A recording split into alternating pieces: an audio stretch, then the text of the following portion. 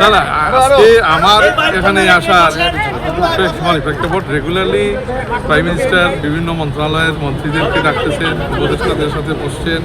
তো এখানে আজকে আসছি আমরা পররাষ্ট্রমন্ত্রীর সাথে বৈঠক ছিল, পররাষ্ট্র মন্ত্রণালয় কিছু এজেন্ডা ছিল, ওনার সাথে বসছি।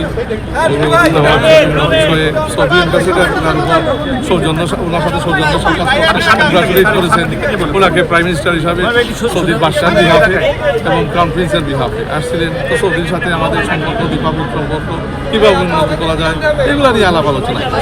সৌদির রাষ্ট্রদূতের সাথে তো সৌদির বিষয় ছাড়া তো আর বাইরের বিষয় ছাড়া আপনাদের সঙ্গে পররাষ্ট্র বিষয়ে কোনো আলোচনা হয়নি প্রধানমন্ত্রীর সঙ্গে আপনাদের সঙ্গে? পররাষ্ট্র বিষয় তো এগুলো তো রুটিন আলাপ আলোচনা যেগুলো মানে হয়, সেই আলোচনা টপ কি স্থান পেয়েছে?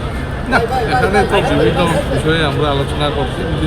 আমাদের যে স্টকটেক ম্যানিফেস্টো আছে, প্রায়োরিটি আছে, কীভাবে আমরা এগুলো এগিয়ে নিয়ে যাবো, ওই ভিত্তিতে আমরা একটা আলোচনা করবো আমাদের সাথে। মানে এখানে কোনো রুটিন মাফিক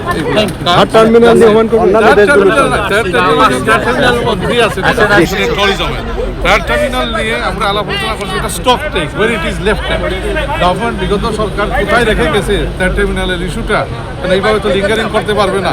তো ওইটা আমরা একটা স্টক টেক মিটিং হয়েছে, দ্যাটস অ্যাবাউট ইট। এবং পরবর্তীতে আমাদের কী আমরা পদক্ষেপ নেই এগুলো রিভিউ করে দেন উই উইল লুক এট ইট।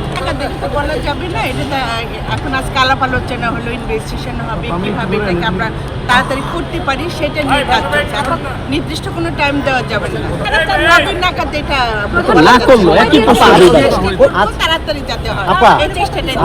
আর কাজ হচ্ছে 99.99% কাজ ইতিমধ্যে শেষ হয়েছে, কেন এটি এখনো চালু হচ্ছে না? তো আসলে কেন চালু হতেছিল, এটা যে ইন্টারিম গভর্নমেন্টের সময় ছিল, ওই সময় প্রস্তুতি তখন করতে পারবে।